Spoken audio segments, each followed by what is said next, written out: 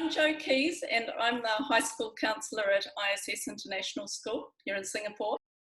And today I'm chatting with Vinti Mittal. She's the Director at SACAC Counselling. And Vinti is a registered clinical member of the Singapore Association for Counselling. And on her team, she has over 20 professional psychologists, counsellors, educational support people, and a nutritionist now. So they're all working hard to support our students and their families, as well as school counsellors like me during the pandemic. So it's so nice to be able to speak to you today in person and for you to give us some tips for our families. So thank you, Jo. I understand your team is still working during this time. What are some of the challenges right now that you're seeing for our students and for their families? One of the biggest challenge this pandemic has brought in is loss of control.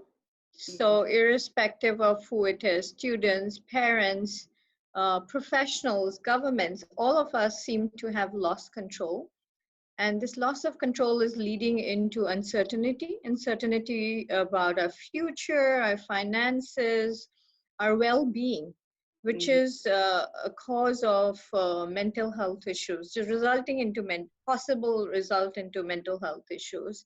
And so if you, in addition to this, if you see, since kids grow up, their life revolves around going to school. And all of a sudden schools have, so kids go to school to learn, to get education, and plus there are many other things that they learn in this process of going to school. And all of a sudden schools have stopped because of the lockdown, and education has come home rather than then going out to get education. So it's like the whole world has changed, and then we are expecting them to adapt as quick as possible. So it is causing challenge. They've lost structure, they've lost their friends, they've lost their lives. There's no curricular activities, which is, the school is actually, helps meet a lot of their emotional needs. So part of the emotional needs coming from family, but the other is coming from their peers, teachers who are mentors, counselor like you all. So it's been a big loss for them, which they are dealing. So all these things are impacting, could have an impact on mental health. Yeah. So that loss of freedom in particular will be quite difficult for some of our older students right now, especially now that the circuit break has been extended through to the 1st of June. Then, as you said, they're not being able to hang out with their friends in person. They're spending more time at home with their family. What do you recommend to our high school students to regain some sense of control and to reduce some of the tensions that might be arising at home? I would say have a very well-balanced schedule. So have entertainment, socializing, academics, which is again very important part. It's not that, and especially in high school, because the focus is to go to college, do everything right to get into a college. So that doesn't go away. So do that. And also I would say use this time to do the things you've always thought I'm going to do if I have time. Now you have extra time. So do those. Do the things that you love, that you used to love to do when you were younger. And because lack of time and opportunity, you just couldn't do it. Connect with your family, siblings, and plan for the future. Because again, you still need to go through this high school and get ready for college. So focus a little bit on that. And then lastly, I think don't forget to have fun, because I feel this is a time that we all are getting, and I don't know when we're going to get this again, if we are ever going to get this again. So use time wisely, do whatever you couldn't do, but then maintain that structure, because it kind of gives you a little bit of control.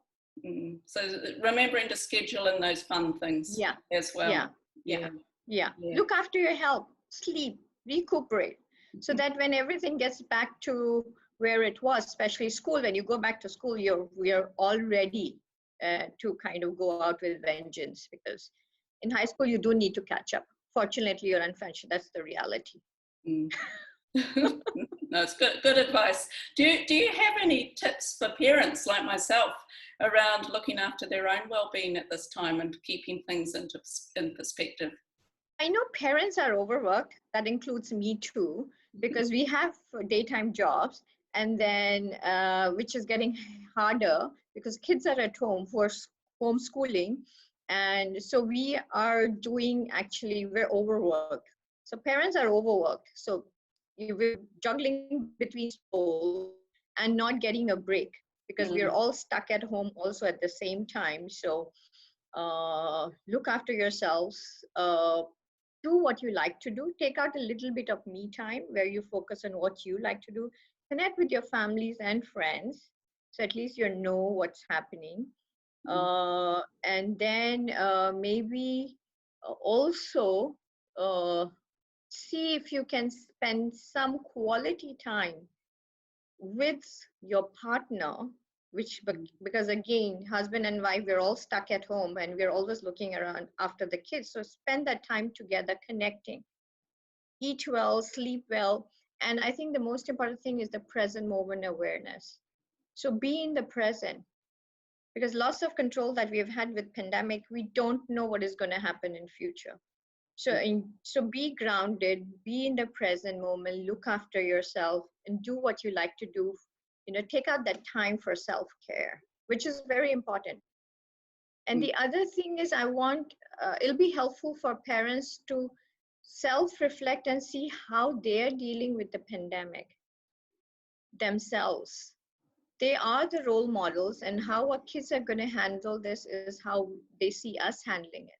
So take that time to reflect and see how you can, if you're not handling it well, then find a way to do it. And what I've seen for myself is I've been reflecting a lot. What does it mean for me? What does this pandemic mean for me? So getting that meaning or a purpose out of this will help you actually get through this faster and better and much more, you're much more at ease because you've given it a purpose, you've given it a meaning.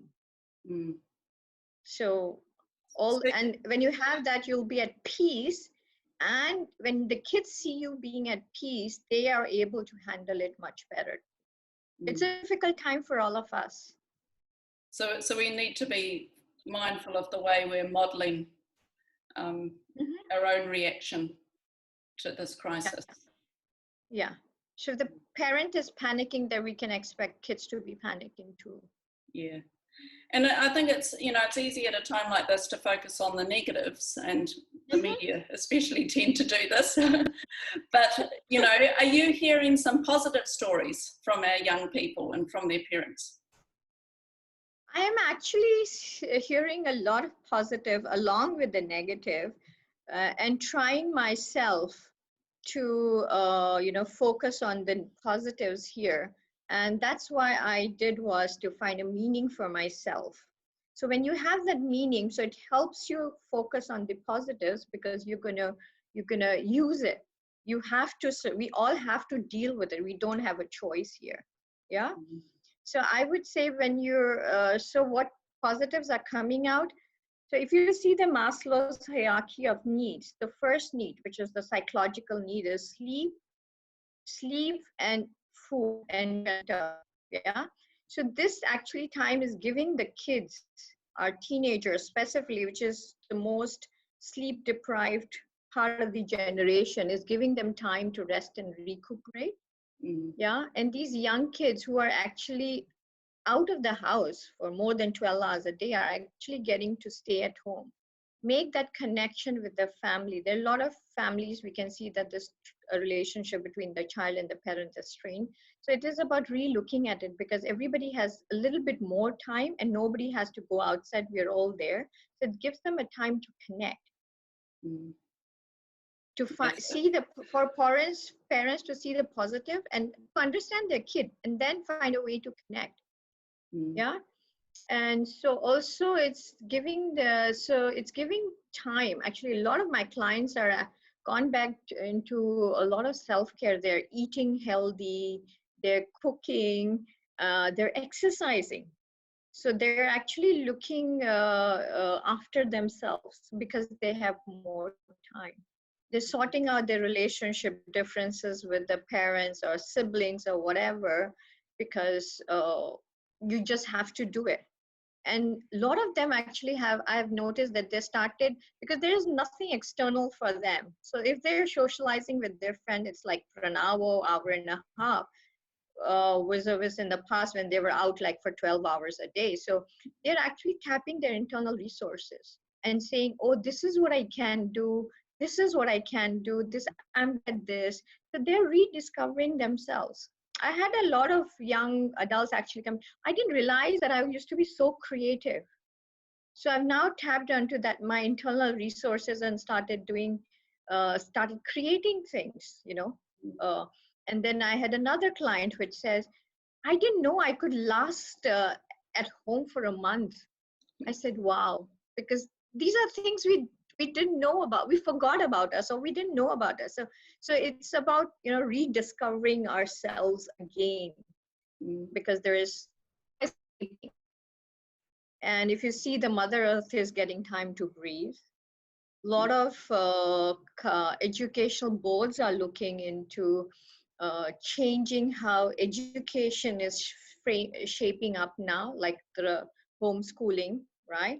So I think if that change comes in, a lot of people in remote areas in the world now would be able to access education in their villages or small towns. They just need an internet connection.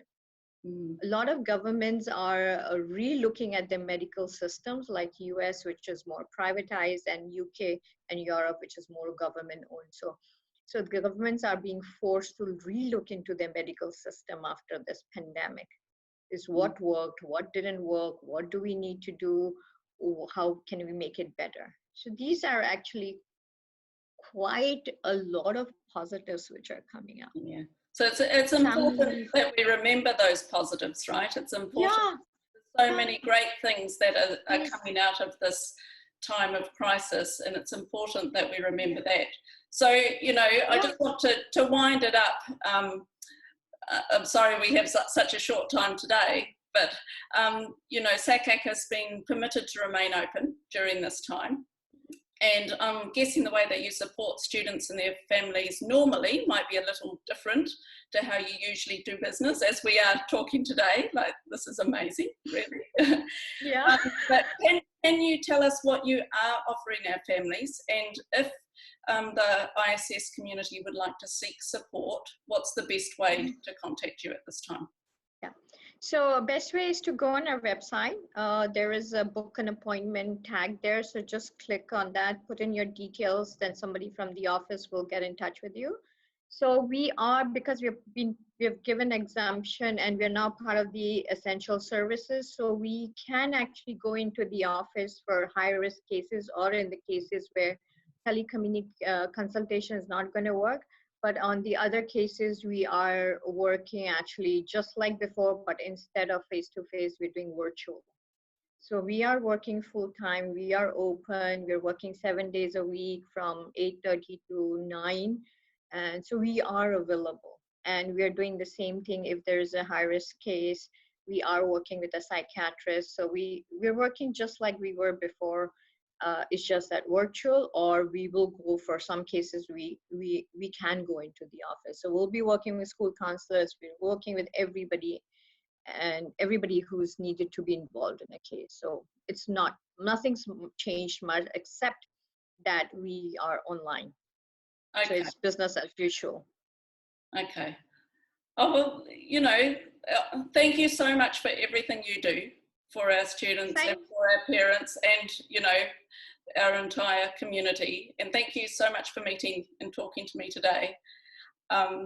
Hopefully we'll be able to do this again. Our pleasure to everyone. Thank you very much. You're welcome. Thank you.